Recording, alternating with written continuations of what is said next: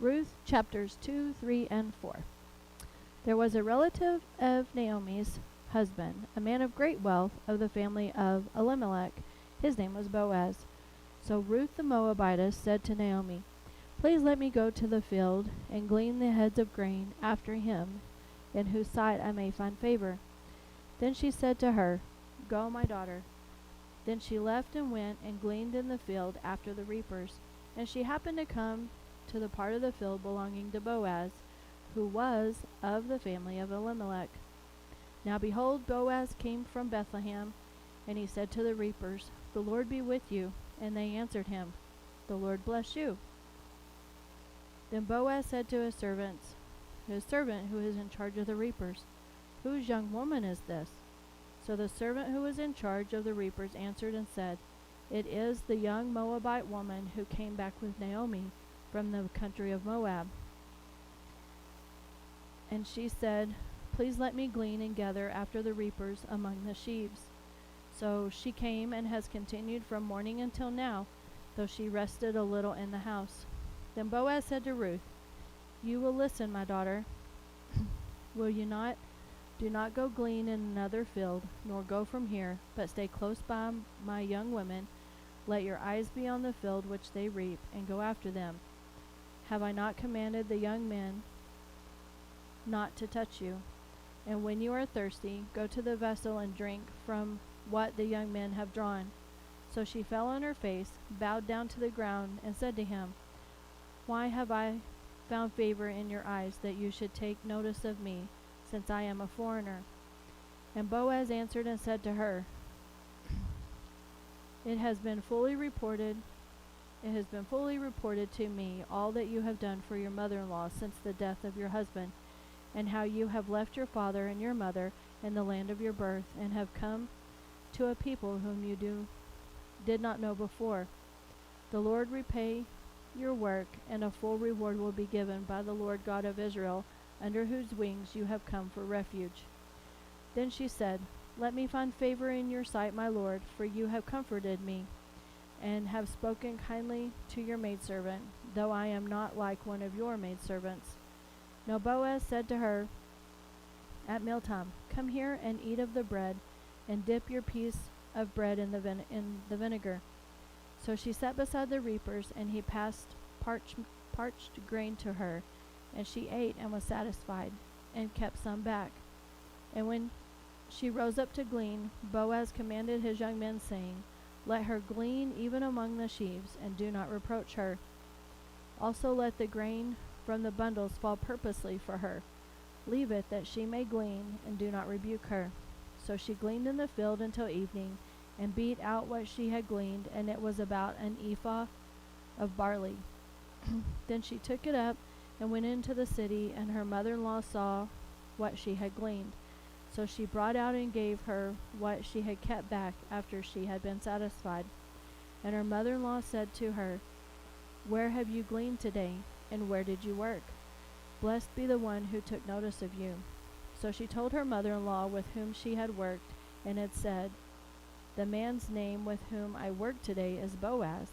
Then Naomi said to her daughter-in-law, "Blessed be he of the Lord, who has not forsaken his kindness to the living and the dead." And Naomi said to her, "This man is a relation of ours, one of our close relatives." Ruth the Moabitess said, "He also said to me, 'You shall stay close by my young men until they have finished all my harvest.'" And Naomi said to Ruth her daughter-in-law, "It is good, my daughter, that you go out with his young women, and that the people do not meet you in any other field." So she stayed close by the young women of Boaz to glean until the end of barley harvest and wheat harvest, and she dwelt with her mother-in-law. Then Naomi, her mother-in-law, said to her, "My daughter, shall I not seek security for you, that it may be well with you? Now Boaz, whose young women you were with, is not our relative. In fact, he is winnowing barley tonight at the threshing floor. Therefore wash yourself and anoint yourself.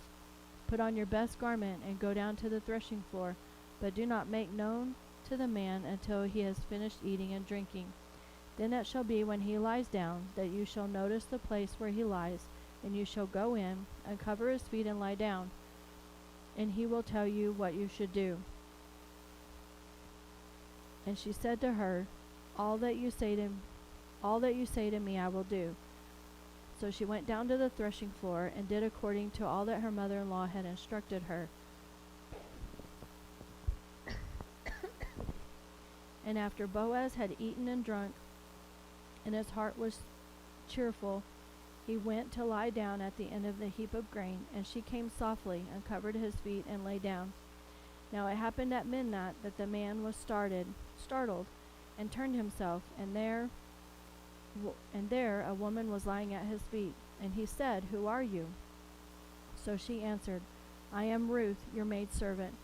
Take your maidservant under your wing, for you are a close relative. Then he said, Blessed are you of the Lord, my daughter, for you have shown more kindness at the end than at the beginning, in that you did not go after young men, whether rich or poor. And now, my daughter, do not fear. I will do for you all that you request, for all the people of my town know that you are a virtuous woman. Now it is true that I am a close relative. However, there is a relative closer than I. Stay this night, and in the morning it shall be that if he will perform the duty of a close relative for you, good, let him do it. But if he does not perform the duty for you, then I will perform the duty for you, as the Lord lives. Lie down until morning. So she lay at his feet until morning, and she arose before one could recognize another.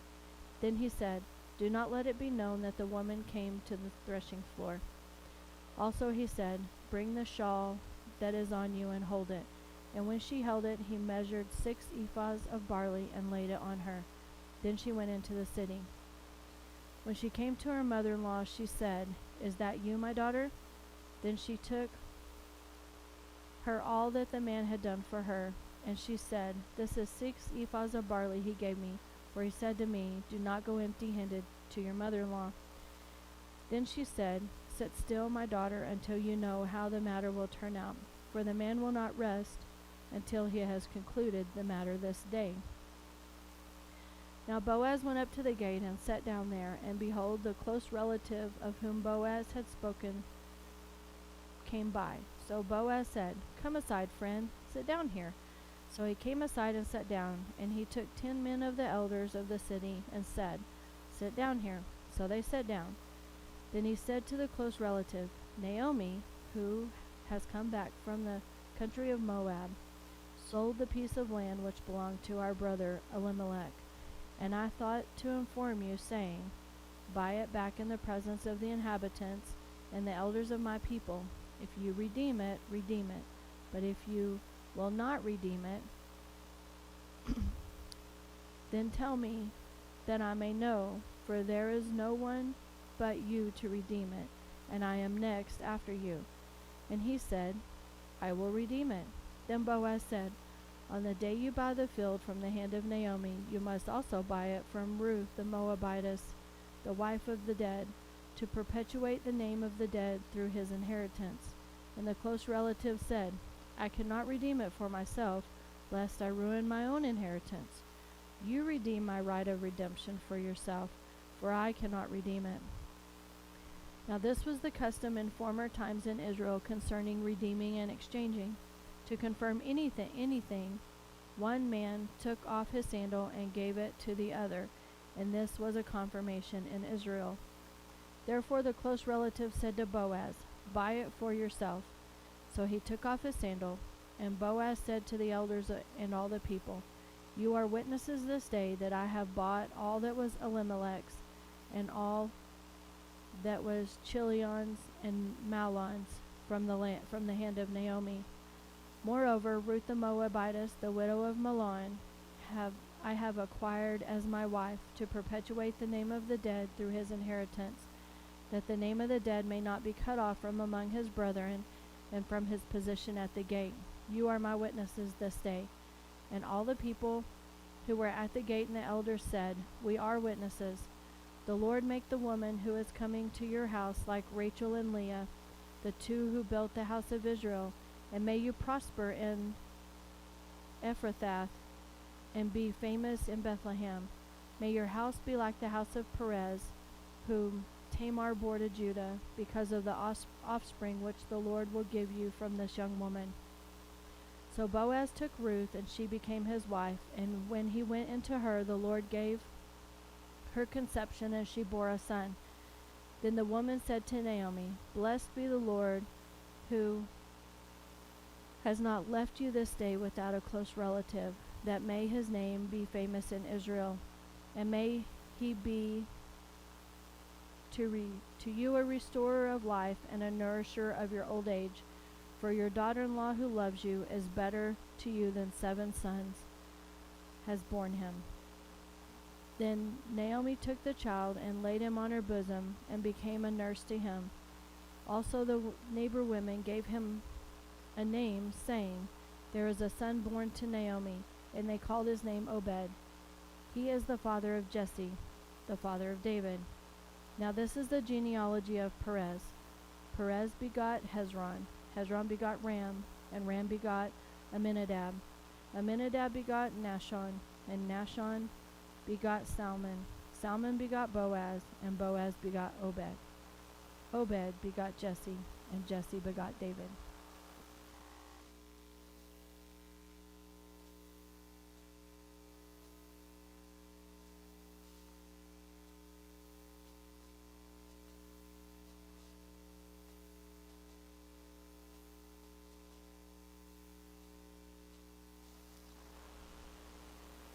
John chapter 4, verses 43 through 54. Now after 2 days he departed from there and went to Galilee. For Jesus himself testified that a prophet has no honor in his own country. So when he came to Galilee, the Galileans received him. And having seen all the things he did in Jerusalem at the feast, for they also had gone to the feast. So Jesus came again to Cana of Galilee, where he had made the water wine. And there was a certain nobleman whose son was sick at Capernaum. And when he had heard that Jesus had come out of Judea into Galilee, he went to him and implored him to come down and heal his son, for he was at the point of death. Then Jesus said to him, Unless you people see signs and wonders, you will by no means believe.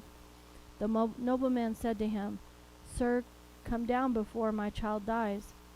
And Jesus said to him, Go your way. Your son lives. So the man believed the word that Jesus spoke to him, and he went away. And as he was going down, his servant met him and told him, saying, Your son lives. Then he inquired of them the hour when he got better. And they said to him, Yesterday at the 7th hour the fever left him. So the father knew it was at that same hour in which Jesus said to him, Your son lives. And he himself believed, and his whole household. This again is the second sign Jesus did when he had come out of Judea into Galilee.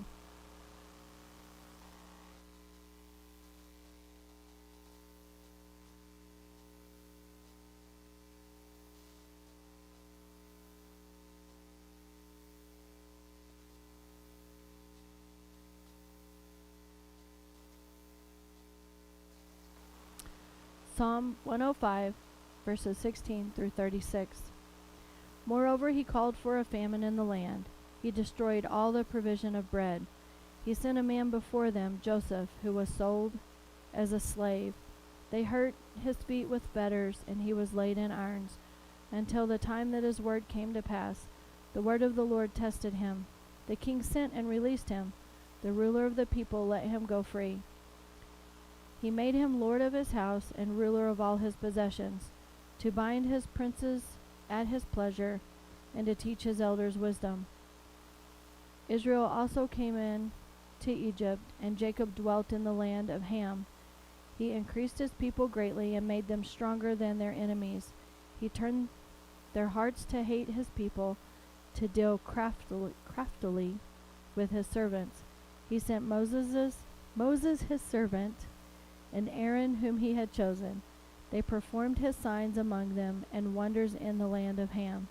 He sent darkness and made it dark, and they did not rebel against his word. He turned their waters into blood and killed their fish.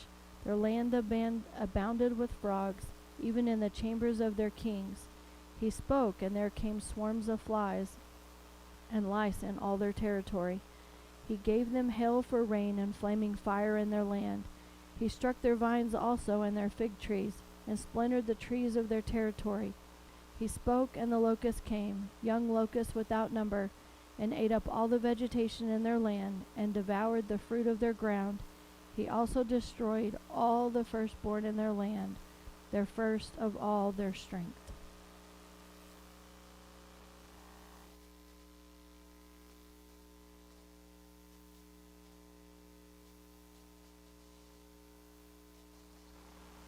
Proverbs chapter 14, verses 26 and 27. In the fear of the Lord there is strong confidence, and his children will have a place of refuge. The fear of the Lord is a fountain of life, to turn one away from the snares of death.